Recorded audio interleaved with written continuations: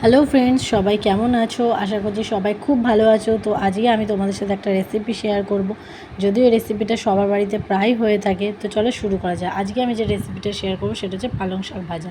তো দেখো, প্রথমে আমি কড়াইতে তেল দিয়ে নিয়েছি, তার মধ্যে একটু কালো জিরে, শুকনো লঙ্কা ও রসুন ফোড়ন দিয়ে দিয়েছি।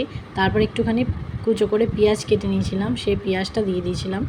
তো সব কিছু দিয়ে আমি প্রথমে ভালো করে কড়াইয়ের মধ্যে ভালো করে ভেজে নিয়েছিলাম। তো পেঁয়াজটাকে লাল লাল করে ভেজে নিতে হবে, সব কিছুকে একসাথে দিয়ে লাল লাল করে ভেজে নিতে হবে। নেওয়ার পর পালং শাকটা দিয়ে দিতে হবে। তো দেখো, আমি পালং শাকটা দিয়ে দিয়েছি এবং পালং শাকটা দিয়ে দেওয়ার পর ভালো করে জিনিসটাকে মিশিয়ে নিচ্ছি, যাতে পেঁয়াজটা পুরো চারিদিকে যায়, মানে ভালো মতো মেশে পালং শাকের সাথে। তো পালং শাকটাকে দেওয়ার পর আমি ভালো করে মিশিয়ে নিচ্ছিলাম। এখানে আমি বারবার করে খুন্তি দিয়ে নিচ থেকে উপরের দিকে নিয়ে আসছিলাম, যাতে পেঁয়াজগুলো যে চারিদিকে মিশে যায় পালং শাকের সাথে।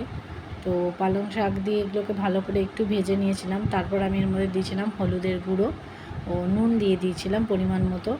তো দেখো, কিছুক্ষণ ভাজা করার পর আমার পালং শাকটা দেখতে ঠিক এরকম হয়েছিল। তো আরও কিছুক্ষণ নাড়াচাড়া করার পর এরকম দেখতে হয়েছিল। তো আমি আরও কিছুক্ষণ একটুখানি ভেজে নিয়েছিলাম শাকটা। তো দেখো, ফাইনালি লুকটা এরকম দেখতে হয়েছে। তো আমি লাস্টে শেষের দিকে শাকটা তৈরি করার পর একটু চিনি দিয়ে দিয়েছিলাম, কারণ চিনি দিলে স্বাদের একটা মানে টেস্টে একটা ব্যালেন্স পাওয়া যায়। তো দেখো, চিনি দেওয়ার পর আমার মানে পালং শাকটা দেখতে কতটা সুন্দর হয়ে গেছে। তো এটাই হচ্ছে আমার পালং শাকের ফাইনাল লুক। তো খেতেও খুব ভালো হয়েছিল। তোমরা পালং শাক ভেজে এইভাবে গরম ভাতের সাথে খেয়ে দেখতে পারো, খুব ভালো লাগবে। আশা করছি তোমাদের সবার খুব ভালো লাগবে খেতে।